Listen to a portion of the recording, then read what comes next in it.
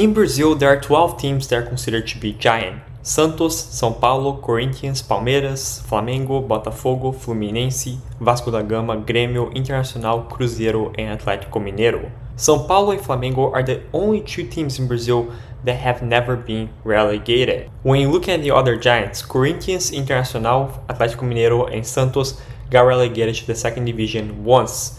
Cruzeiro also got to the second division once, but played 3 consecutive years in the second division. Fluminense got relegated to the second division in 1997, and then in the following year they got relegated to the third division. Palmeiras, undoubtedly the best team in South America right now, got relegated to the second division twice. Both Botafogo and 3 times Copa Libertadores champions Gremio got relegated to the second division 3 times. And Vasco da Gama got relegated to the second division 4 times. The question is, how can so many teams in Brazil that are in the size of Porto and Benfica get to play in the second division of Brazil? The first reason, which might sound a little bit obvious, is the amount of clubs in Brazil that are considered to be big.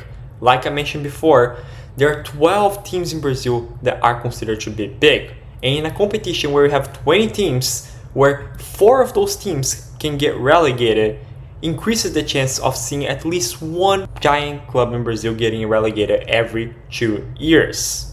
If you were to look from 2013 to today, there have been only 3 editions where we didn't saw at least one Brazilian club from the Big 12 getting relegated to the second division. The second reason is the lack of good management within the clubs. Like I said in the video about the Football Anonymous Society, the SAF, with the club Cruzeiro, most of the Brazilian teams, specifically the Big 12 teams, are structured as non-profit civil associations, which are governed by the president. The presidents of the club and board members are elected through a process that prioritizes short-term success over long-term stability. By prioritizing short-term success over long-term stability, the managers get less time to train the team, and those with the team are not getting the results within the short time frame. The manager can get sacked, and then the club needs to find another manager with a different view of coaching, which can take more time for players to play in the way that the new manager wants to play, and can also ruin the club's goal of how and what they wanted to achieve this season. For example, in 2023, Santos had 4 different coaches throughout the season, and we all know what happened in the end. Santos ended up being relegated for the first time. Same thing with Internacional in 2016, with Gremio in 2021, and with Cruzeiro in 2019. The third reason is financial problems. So many Brazilian clubs face high debts, and by having very high debts, it is difficult for the club to sign a top player to come to play for their club. This can lead to the club not having a good consistent team, which can lead to poor results on the pitch and ultimately can lead to relegation. For example, Corinthians are currently with a debt of almost $382 million. Just this year, we saw players such as Matias Rojas and Gustavo Mosquito leaving the club because the club wasn't paying for their image rights, which is a part of the player's salary. Santos, for example, in 2023 had a debt of more than $109 million.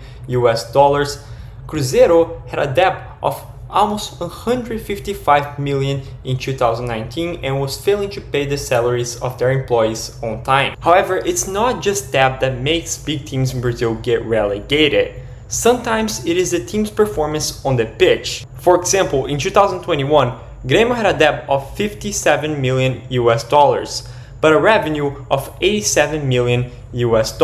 However, the club ended up being away from the relegation zone for only 6 match days out of 38 match days. And when the team was finally able to play and win some games, it was already too late, and Gremio ended up being relegated for their 3rd time. The Brazilian League isn't the only league in the world that we see more than one giant club playing frequently in the second division. For example, this year the second Bundesliga has teams such as the 1983 Champions League winners Hamburg SV, the Europa League winners of 1997 Schalke 04, 9 times Bundesliga champions Nuremberg, and even some traditional teams such as Köln and Hertha Berlin, all playing in the second division of this season. However, it is the number of clubs that are considered to be big, the lack of good management, and lack of financial stability that makes the Brazilian League stand out when the topic is relegation.